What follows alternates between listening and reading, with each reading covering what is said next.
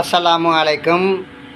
ஒரு நாள் Khalifa Umar ரலியல்லாஹு அன்ஹு அவர்களை சந்திப்பதற்காக ஒரு மனிதர் ஒரு கோரிக்கையோடு வந்தார். அது கலிபா அவர்கள் வீட்டிலே ஓய்வாக இருக்கக்கூடிய நேரம். கலிபா அவர்கள் அந்த மனிதரை பார்த்து, நான் ஓய்வாக இருக்கக்கூடிய நேரத்திலே எதற்கு நீ வந்தாய்? அலுவல் நேரத்தில் வர வேண்டியது தானே என்ற கோபத்திலே சட்டென்று சாட்டை எடுத்து ஒரு அடி அடித்து விட்டார்கள். பிறகு அந்த மனிதர் சென்று விட்டார்.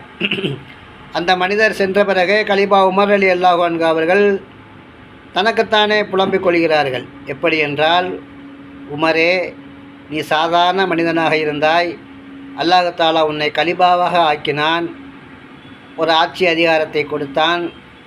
ஒரு கோரிக்கை என்று வந்த ஒரு மனிதர், அவர் என்ன கோரிக்கையோடு வந்தாரோ தெரியவில்லை.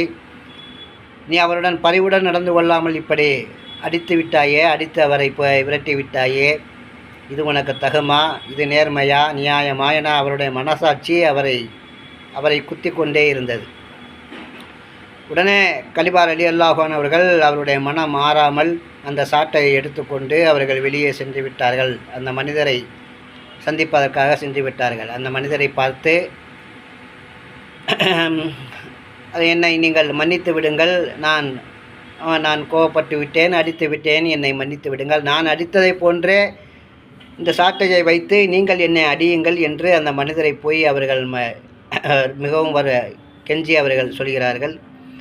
அந்த மனிதர் மறுத்து விட்டார். கலிபா அவர்களே, நீங்கள் கோபத்திலே என்னை அடித்து விட்டீர்கள், அதை நான் பொருட்படுத்தவில்லை, அதை நான் பெரிதுபடுத்தவில்லை, நான் உங்களை மன்னித்து விட்டேன், நீங்கள் சென்று விடுங்கள், நான் மன்னித்து விட்டேன் என்று கூறுகிறார்கள். அப்படி இருந்தும் அவருடைய மனம் மாறவில்லை.